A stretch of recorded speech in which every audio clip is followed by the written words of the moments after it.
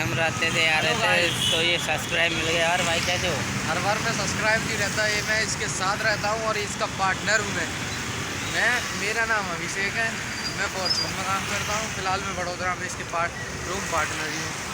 मैं एक कहानी कहूँगा, ये पीछे काका आ रहे हैं ना, एक बार उनको देखिए, दिखाओ काका को। काका इधर आओ, हमारी वीडियो बन रही।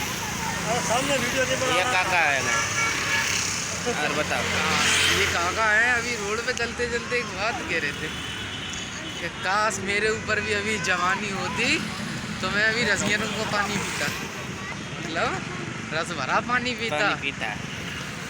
अभी काका एक शायरी कह रहे थे तो उनको देख कर मुझे एक शायरी याद आई है, अर्ज करूँ? सुना कर दो भाई।